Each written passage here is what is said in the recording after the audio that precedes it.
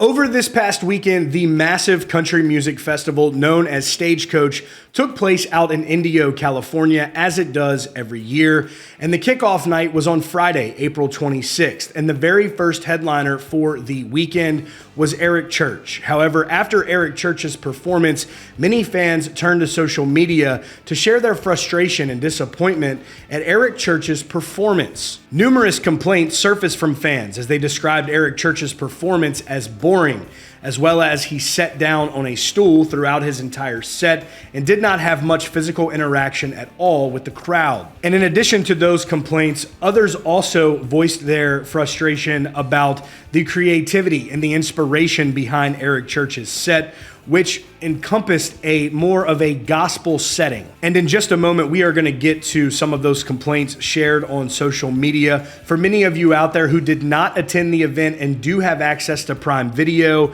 it was also streamed on Prime Video throughout the entire weekend. Stagecoach was streamed from Friday all the way into Sunday night. There was also complaints from viewers that Morgan Wallen's set was not streamed at all. They ended up doing two Diplo headlining sets instead of streaming Morgan's on Sunday. So there came some complaints and disappointment there from fans as well, who were not necessarily in attendance but watching Stagecoach live on Prime Video. Unfortunately, this is not the first time where fans and even producers of the festival themselves have been upset at Eric Church and how he performed during the night. I take you back to 2019 when he performed out at Nissan Stadium for the CMA Fest and did a 17-song acoustic medley with no band, just Eric Church, for approximately 30 minutes. And in a later interview, Eric Church even revealed that producers asked him to not come back to the CMA Fest following this performance. Here's what Eric Church had to say. He said, "I was having a bit of a brain thing where we just played Nissan and set the record, and in my opinion, the best show of our career.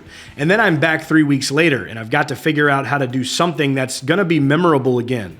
That was the hardest thing earlier in the day. I started working on it. I could do this, I could do that. I thought about doing all covers. I thought about just changing it up completely. I went through all these things in my head and finally decided that probably the best avenue, the best path was just to go out and play Mistress Named Music, like I was gonna play a bunch of the stuff that had taken on its own form during the tour. People knew about it, it'd become popular. They probably thought I was gonna do Piano Man. And then to go in and cover myself for those 17 songs, I thought as it grew and as I kept going, it'd be a really neat thing. The fun thing for me was during the day was figuring it all out.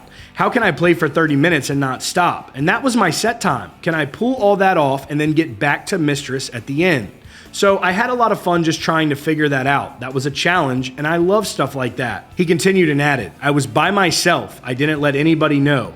At this point in time, nobody knew, and I was working on it, and I wasn't sure it could happen. I think, and I'd go back up and think about it for a minute and go, my fallback is I'm just gonna play 5 songs, and I'd go back and work on it again.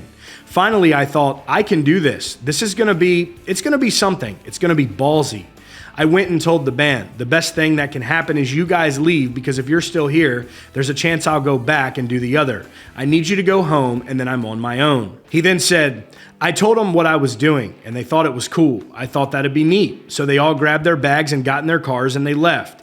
So at that point in time, we're about an hour before the show, and the band's gone. The bus is empty." In the interview with Esquire at the time, this is where he talks about CMA asking him not to come back. He says, "The last time I played the damn thing, I went out acoustic and played an entire medley that they never could air because I didn't have any breaks in it.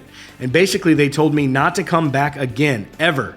I was like, I tried to give you something special and people still talk about that thing, but I was kind of invited not to come back." He added, "I get it, looking back on it. I had a slot. This isn't my show. I'm playing with 7 other artists. And I didn't play Springsteen. I didn't play a bunch of stuff that they probably thought I would play, but it was good. I don't care what the blowback was. I watched it, and the set was effing great." Then just last year in 2023, Eric Church did make his way back, however, to the CMA Fest.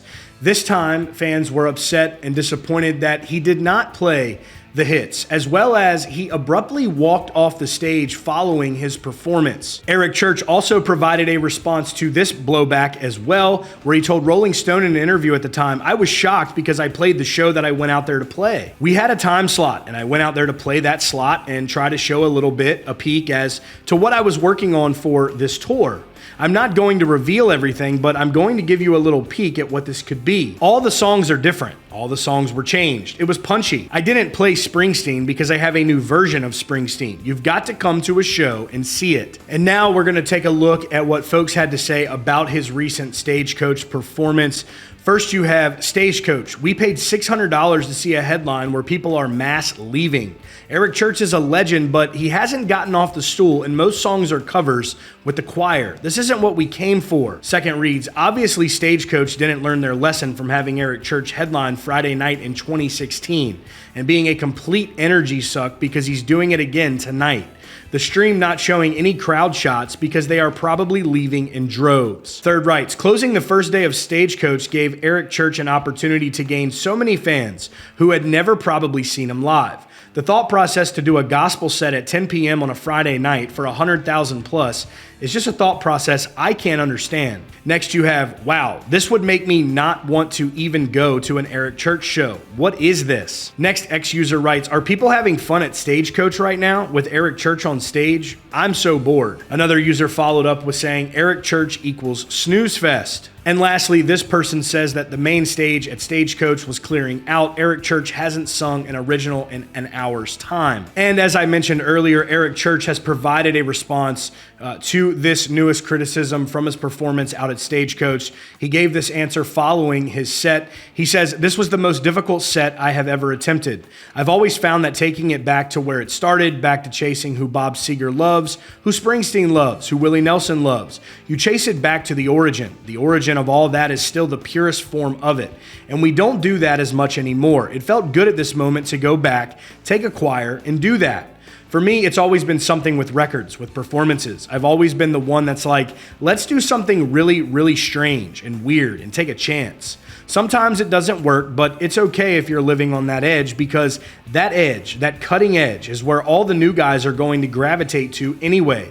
So if you can always challenge yourself that way, it always cuts sharper than any other edge. Now, let me be clear, even though there were several folks who were disappointed in Eric Church's set due to him maybe not moving around enough, sitting on a stool throughout his performance, having that performance as a gospel-inspired performance and a medley of songs that were not necessarily his songs, they were cover songs, and he only had, a few of his songs interspersed throughout that entire set. There were still several folks and fans who recognized the artistry behind Eric Church. It's no secret at this point. I mean, as we talked about earlier with the CMA Fest, but just in general with Eric Church's shows, you never really know what you're going to get with Eric Church at a performance, but he does always try to make each and every one of them very unique to that night, to that certain set. So even with all of the backlash, there were many fans who really enjoyed and appreciated the unique artistry that Eric Church did on this particular night at Stagecoach. Eric Church has never really stayed in one lane, and I think that also speaks to just who Eric Church is as an artist. And if you're a fan of Eric Church, you know this going into it, that there's a possibility that he could pull out something that you did not expect or try to give you some sort of experience that you may not get with any other artist in the business. And because of the risk that Eric Church takes, you got to give him some respect in that regard for being a true artist to who he is and not shying away from that. But again, y'all, for everyone who had the opportunity to either be at Stagecoach over the weekend or the ones that did not but were able to watch it on Amazon Prime Video, please let us know your thoughts about this performance from Eric Church. And also, let's hear your thoughts on an Eric Church concert. If you've been to one, if you plan on going to one, just what are your thoughts about how Eric approaches these things and how he tries to make for a night that will be memorable, remarkable, and something that'll be talked about for a long time, which I believe we're going to be talking about these performances that we've noted in this video for some time, as we still are today. We even mentioned the CMA Fest stuff, but here we are mentioning Stagecoach,